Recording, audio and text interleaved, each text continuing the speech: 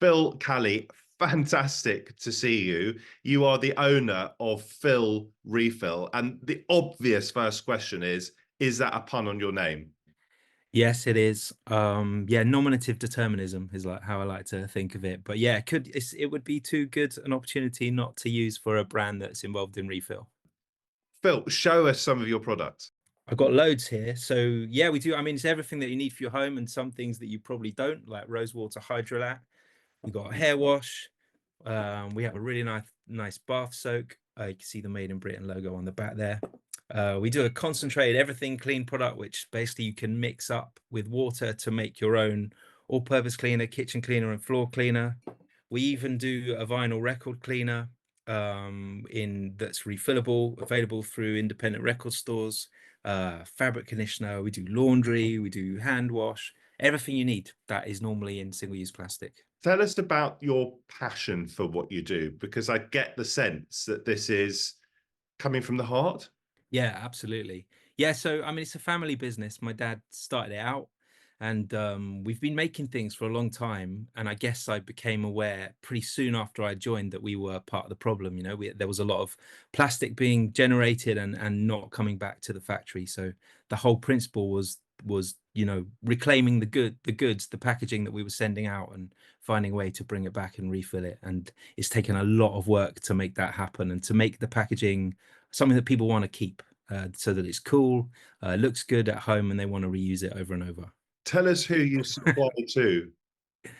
Oh, we supply anyone and everyone, yeah, anyone that's sort of conscious and wants to, eliminate their plastic footprint. So, but we have some really cool customers. I mean, to be honest, customers that I couldn't have dreamed of when we started. And I feel like that's because we talk a design language that certain people seem to understand, but then, anyone that wants to, that wants to find a product that without plastic and that is better, seems to find us. And if we as individuals want to use your products, can we? It's not just to businesses that you sell. Oh yeah, absolutely. So we supply a whole network of zero waste stores, and we've got a map on our website, and you can go and visit one of those stores. That's the best way to get engaged and refill because they're brilliant stores, run by people that are passionate members of the community that are really trying to embed this different kind of buying behavior, conscious buying behavior, or you can get it direct from us from our website. Show us your box, your box of goodies, as it were. Okay, so yeah, this is the way that end users can start to refill. So yeah, this is a bag in box. This is hand soap. So you could get basically a year's worth of hand soap delivered to your front door. And you can open up the front and there's a little pourer there, and you can refill your bottle. So you'll get 20 refills of this, which will last you easily a year. It depends you know how chronically hygienic you are and how often you want to wash your hands, but yeah, and then when it's empty you can return that liner back to us free post, and we will wash it and refill it, thus saving all the single-use plastic that is normally involved in buying 20 bottles. You're a manufacturer and a brand. Yeah. Yeah, and I think that's a really cool thing. That's something that I'm really proud of because there are a lot of brands that are just that, they're effectively marketing organizations. And I really, part of having the Made in Britain logo on our packaging is about, explaining to people that we really do make the things that we offer, and therefore we can offer this closed loop solution, where people can send back packaging to us to be refilled. You're making stuff in Britain. You're British. There's Greek ancestry as well, though. So Yeah. and that says something about our country, doesn't it? That you can have British manufacturers whose roots are elsewhere. Yeah, absolutely. I mean, just because it's made in Britain doesn't mean that I'm not proud to have Greek heritage. I don't see. I think that's a really important point, that having the Made in Britain logo isn't a flag waving exercise. It is more about provenance, and it is more about the organisation Made in Britain itself, which I know has really good values, really good ethics, and is about doing manufacturing right. But there's also something okay, isn't there, about taking pride in our country, taking pride in making stuff here and then selling it. Yeah, absolutely. Yeah. I mean, it's the people that make it that are here, and all the values that that represents. How big are your teams or your team? Oh, if we're small, we're 25, 26 people. Yeah, but we do everything, you know, we're like short of writing the theme tune. If I could write the theme tune, I would write the theme tune. But yeah, we do all the design, we do all the filling, the packing. We've got our own lab, we've got our own formulation chemists. We make everything.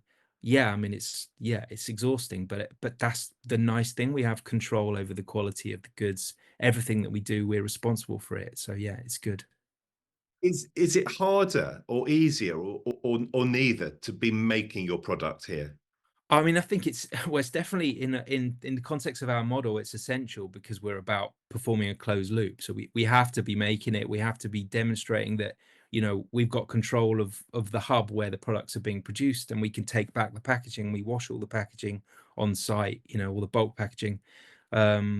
What's exciting for us is that we do get people around the world asking for our products, asking for advice, asking for support on what we're doing, and they see that the UK is kind of further ahead in some areas, you know, zero waste being one of them, and that's exciting to be a brand that's in the middle of that. What are the challenges that you face? Some of the big challenges?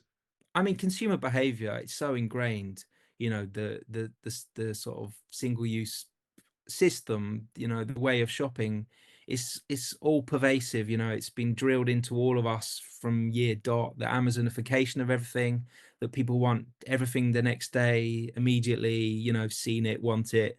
All of those things we're working against, you know, but I feel like it, you know, it's a sort it's a worthwhile mission. Do you export as well?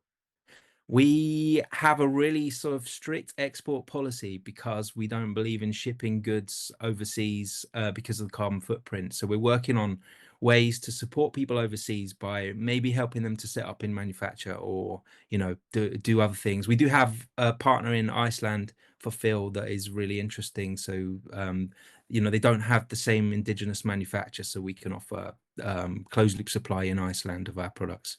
So sustainability really is, you would say, at the heart of what you do. Totally, yeah. I mean, that is our whole, you know, that's our whole mission basically, to be the most sustainable business that we can possibly be. And everything we do is geared towards getting to that point. Do you have any doubts about what you do? Do you ever think, why have I put my lifeblood into this? That either there are easier things to do out there. Yeah. No, I've had my head down really. I've really got my teeth stuck into this. I think that's the kind of person I am, and I really believe in it, and I see it every day. You know, I see the people that have invested in supporting what we do, and it's, you know, it's exciting, and I feel like when you really believe it's the right thing to do, it keeps you going. Phil Kalli, thank you so much. Fantastic to talk to you. Our pleasure. Really enjoyed it.